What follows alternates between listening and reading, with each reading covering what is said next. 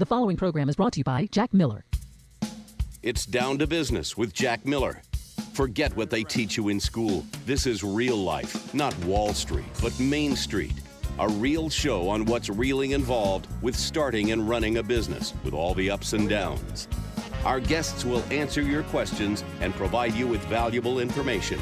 Stay tuned and join in the conversation.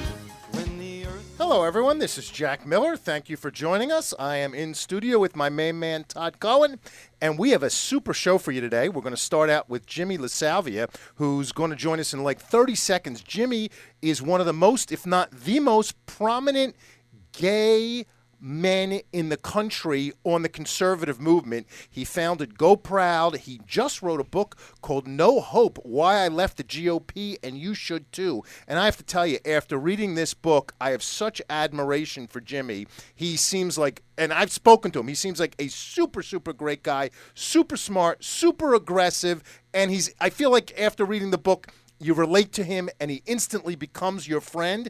And he's going to talk to us about being gay and different in the GOP. With that, let's put on Jimmy and let's talk to him. Let's do it. Hey, Jimmy, you with us, my friend? Hey, Jack and Todd. Nice to be with you today. Jimmy, I really appreciate your time. I know how busy you are with this new book.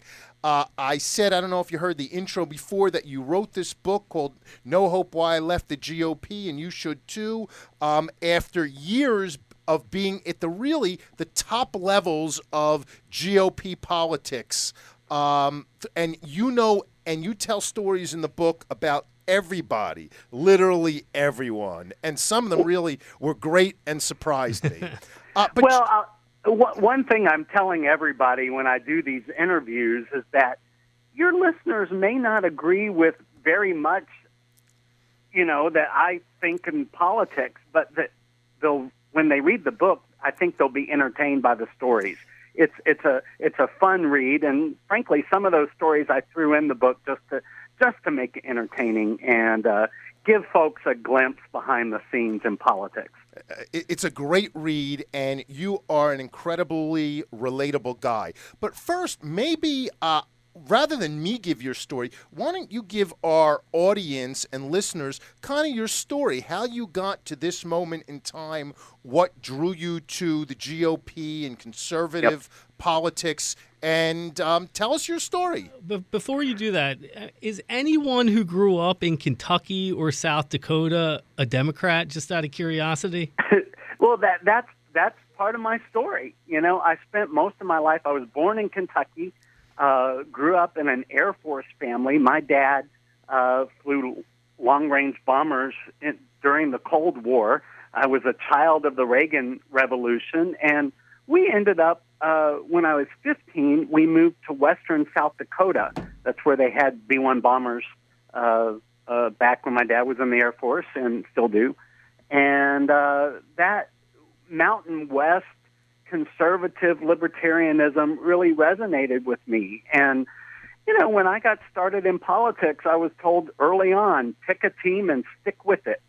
And because that's what you have to do in our two-party system.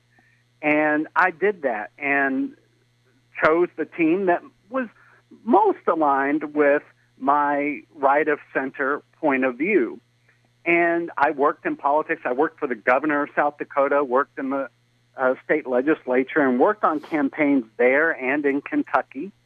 And there came a point when I got out of politics. I was between jobs and ended up getting a job raising money for an opera company in Louisville, Kentucky. And that was about the time I was coming to terms with my sexual orientation. So I thought, well, I'm not, working in politics. I'm gay now. I'll work for the opera.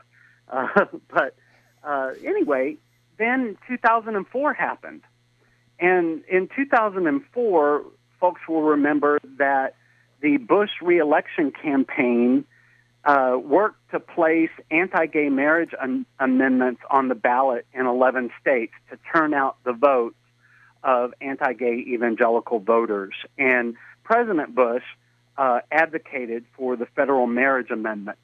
And while I have never thought that anyone who at one time or another has opposed same-sex marriage or who has opposed same-sex marriage was anti-gay homophobe. That campaign tactic certainly played on the fears of anti-gay homophobes, and I didn't like it. And that's when I started a chapter of Log Cabin Republicans, a pro-gay Republican group in Kentucky, and eventually moved to Washington to work on their national staff. And it was a few years later that I started a group called Goproud, and we came about at the time of the Tea Party movement, and we were pro-gay conservatives, gay and straight, and we were essentially the Tea Party gays. And so throughout, from 2004 to for about 10 years, I worked as a openly gay conservative activist within the Republican Party, hoping and helping the Republicans to modernize and become a culturally modern party. At the end of the day, though, I realized that there's a segment of the party who frankly, doesn't like people who aren't like them. And while so many in the Republican Party are culturally modern and inclusive and want a diverse party that reflects the diversity in America, there's a segment who doesn't. And the truth is, as long as they're tolerated, they're going to bring down the party. So there came a point in 2014 when I decided, wait a second, now in America, almost 45%, almost half of Americans are identifying as politically independent. We don't have to compromise ourselves in order to be on one political team or the other. And I left the party and have focused my work since then on helping to advocate to open up the political system so that you don't have to be on one team or another to participate. And so I wrote the book to share my story and talk about my evolution from team player Republican to free-thinking independent. And I think that most people will find things that they relate to and will understand my frustration with the two-party system and the Republican Party, and find a lot to agree with me on. Right. Got it. So good story. So let me jump to, I have a bunch of questions for you. Yep. And I know reading the book, you were, I don't know how else to say, discriminated, snubbed. People treated you like, frankly, dirt. I don't know how else to say it. Not everyone. Probably a segment of the Republican Party. And it's clear that they did not, or some people in the Republican Party didn't want people who are different from them, whatever those differences are. I guess as someone who's not in the inner circle, I'm in no circle, what percent do you think of the mainstream Republicans are, I don't want to say discriminatory, but not even anti-gay, have that extreme views to not let you support them and help them? Well, the people who are the cultural conservatives who want to keep the party in the past, there are very few of them, but they're significant enough that the leadership in the party works very hard not to upset them. And so while most Republicans are culturally modern and inclusive, and including most of the leadership, they don't want to do anything that might cause backlash from the intolerant wing. So, for instance, I was having a meeting with Reince Priebus, the Republican national chairman, and we were talking about how the party needs to do more to show that it's inclusive. And I said, you don't have to change your policies, just show some public engagement. I suggested that he could come to Goproud's Christmas party that was a few weeks after that. And I said, just show up. Just showing up at the gay conservatives' Christmas party will send a statement that everyone's welcome in the party. And his response to me in that private meeting was, oh, I couldn't do that. I'd get a call from Tony Perkins. And Tony Perkins is the anti-gay leader of the Family Research Council. And so Priebus couldn't even bring himself to show up at a Christmas party because it would bring backlash to him. And he didn't want to do anything that would cause a call from Tony Perkins. Well, it also seems that's a good story, but it also seems you have a lot of other stories, and I'm going to pick on the Romney campaign because you talk about him very vividly, how you guys actively supported him. You guys had a huge party. I think you said there was 1,000 or 1,200 people there at the GOP convention, and they basically snubbed you guys.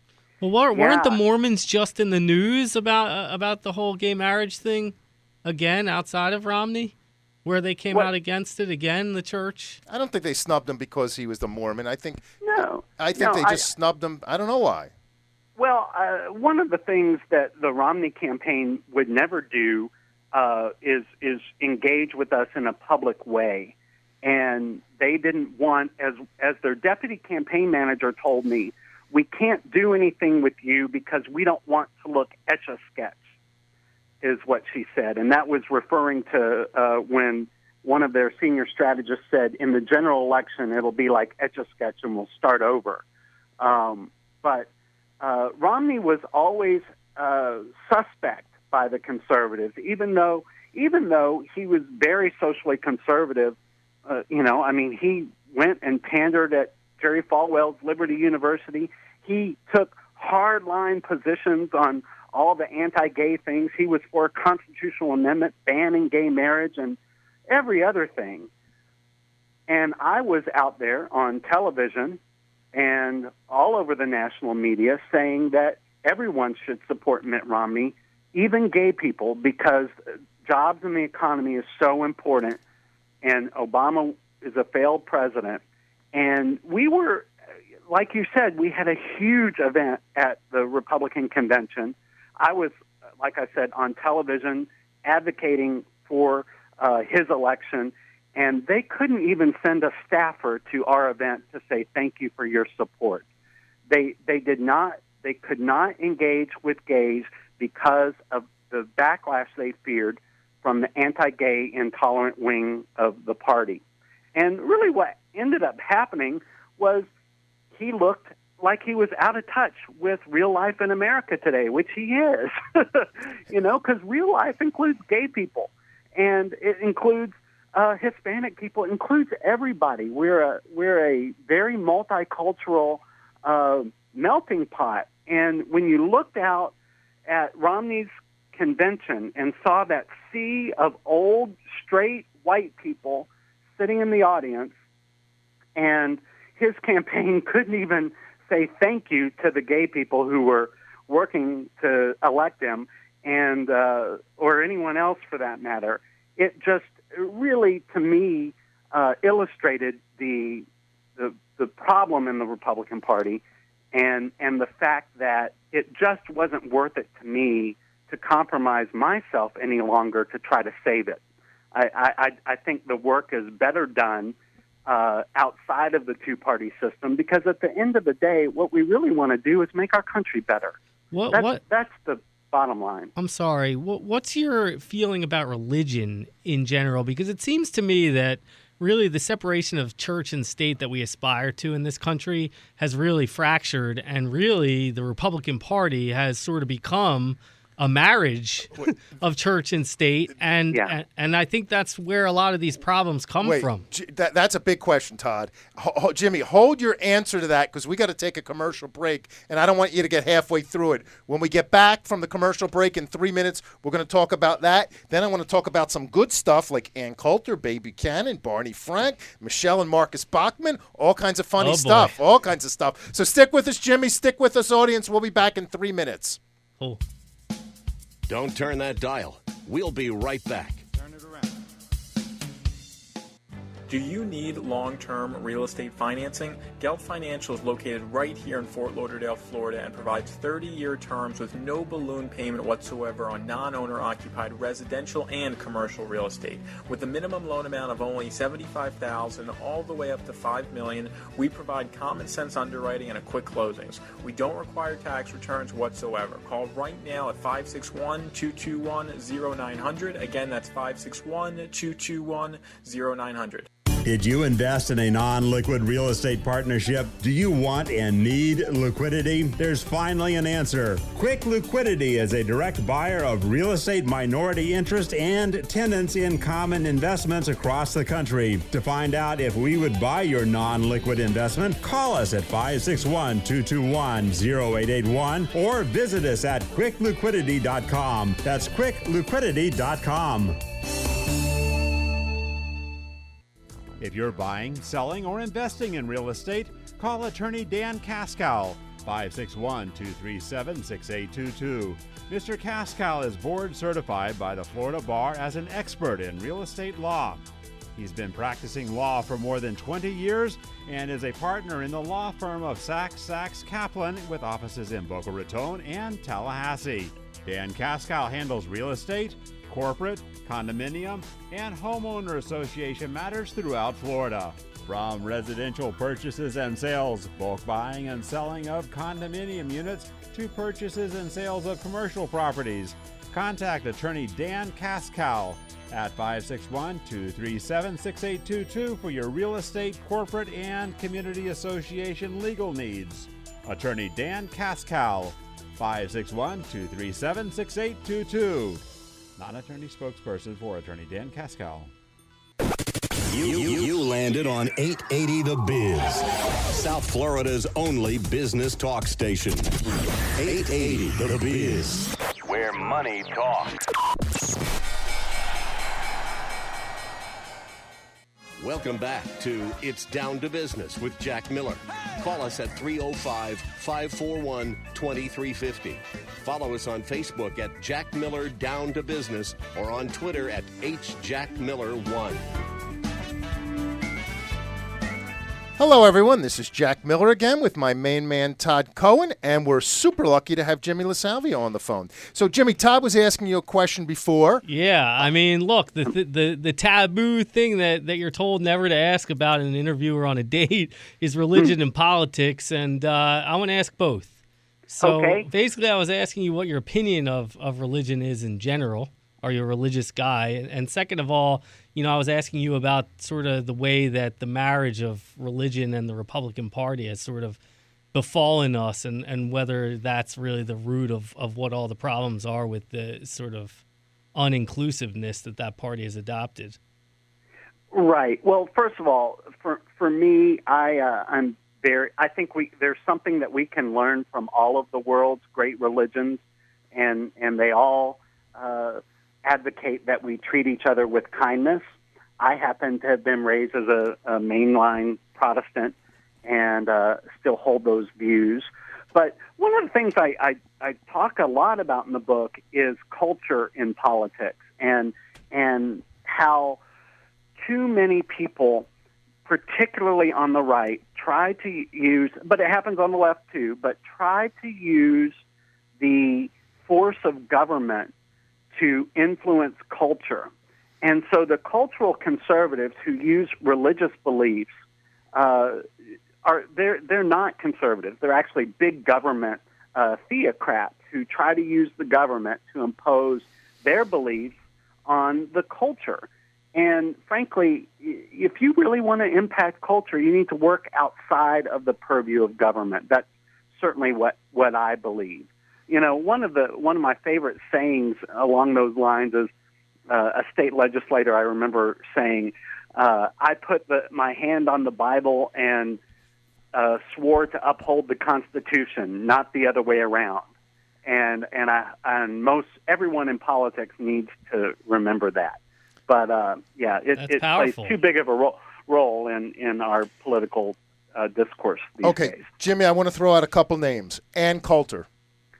Ann Coulter's really a fun lady. Years ago, when we were starting Goproud in 2010, we'd been open for about a year, we were going to have an event in New York City, and we invited Ann to be the headliner.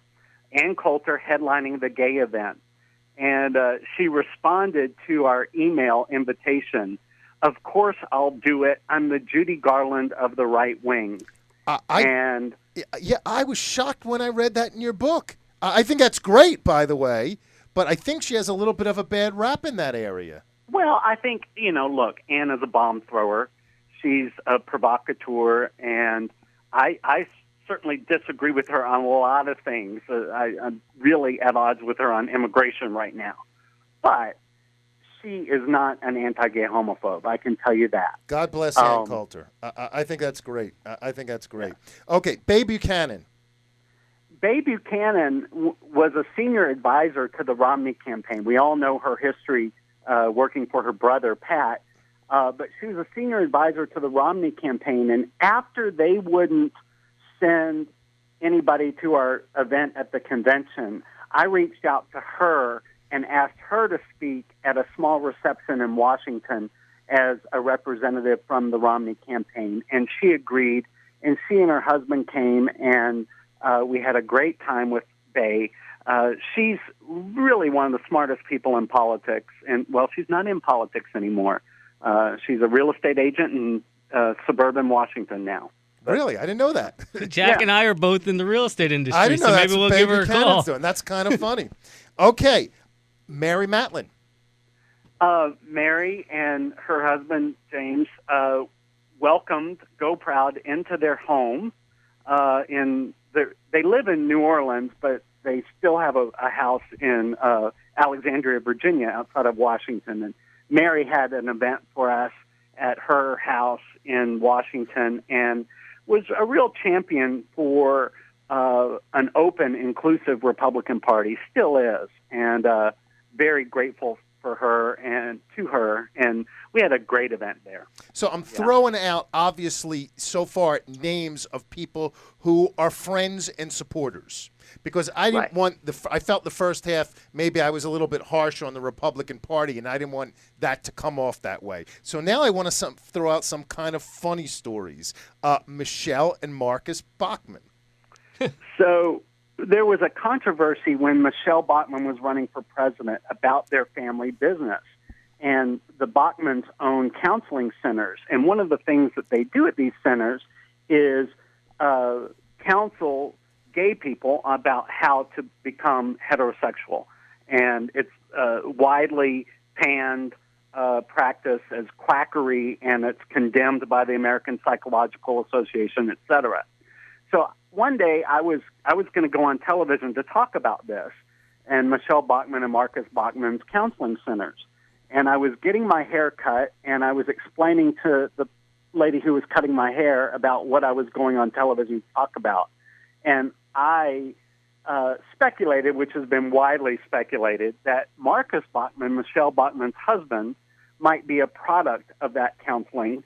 And I even said he's like Remington Shaver's Victor Kiam. He liked it so much he bought the company. Right. And as it turned out, I don't know who was in that salon, but a few days later, Molly Ball, a prominent national political reporter, called me and said, "Jimmy, were you in a DuPont Circle hair salon, and did you say that Michelle Bachmann was crazy and nuts and that Marcus was a flamer and something else I can't say on the radio?" And so I learned my lesson about talking too loud in Washington. Right. Any truth to the fact that Marcus Bachmann may have a little bit of a crush on you? You know, I sat kind of behind them. I sat in the row behind them at a presidential debate in Las Vegas, and he kept looking over at me. I don't know if it was because he recognized me or if he thought I was cute. We don't know. I think it's because you're cute. Is gaydar a real thing, and how is yours, if it is? Well, I'm no good at it, by the way. I just don't know. But the funny thing is, in that debate, there's a picture, and I forgot to include it in the book, but I put it on Facebook and on my website, of Marcus and Michelle Bachmann talking to my colleague and I at that debate, and Anderson Cooper, the prominent gay anchor, was in that photo also because he was moderating the debate, and it was just so funny, the gays and the Bachmans in that photo. Right. Gotcha. So, two serious questions. Is the two-party system dead? I hope so. I hope that we can work to reform the process so that independents, look, the reason we have parties in the first place is to organize, to spread the word, and turn out the vote. And we don't need a party to do that anymore. We have Facebook. We have the ability to build your own platform and form your own coalitions around issues and other things without having to sign up to one team or the other. So I hope that we can enact reforms and advocate for things to open up the process, like opening up ballot access and voting and any number of other areas where it brings more people into the process. How about opening up debate? How about getting rid of the corporate dollars and influence? Well, I think that that's certainly an area we need to look at. But the funny thing is, nobody in government right now will enact reforms that damage their team. So Republicans don't enact campaign finance reform because it benefits them. And Democrats don't want to enact ballot access and other reforms in voting because more voters benefit them. So this whole thing is, they protect themselves of course, and protect their power. Jim, okay, what do you think of the GOP's odds this time around? Or let me say it this way. Can the GOP win a national election if they run it the same way, anti-gay or anti-inclusive maybe, as they did before?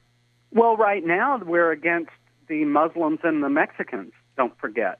That's right. We've given up on the gays, so now it's against the Muslims and the Mexicans. Gotcha. What do you think about those 25 governors who just came out against the refugees?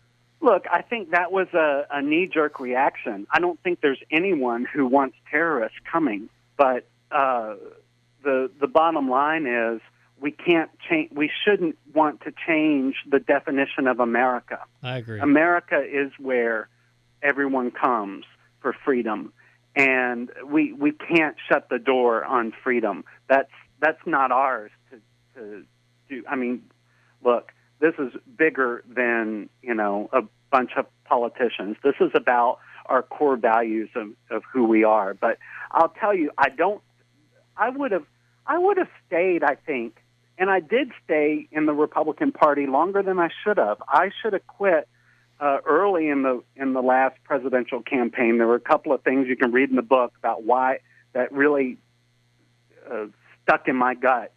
But I stayed because I thought, what if Romney wins? Then there needs to be a gay person who was on his team to be able to talk to the White House. But I've come to the realization that they're not going to win a national election again. They've done a good job of gerrymandering and setting the rules so that they can win local and state elections. But the truth is they're not a national party anymore because our country is too diverse now for them. Those people who want to remain a straight white Christian country and a straight white Christian party are holding the party back from really growing and becoming an inclusive multicultural party that matches our multicultural country. Jimmy, you are the man. I would encourage every single person, whether you like politics, there's so many reasons why you should read this book. Beside the fact that Jimmy's a super great guy, if you like politics, if you like anything, read this book. And I would tell everyone to read it, to work your way to my favorite page in the book is 140. It talks about Barney Frank.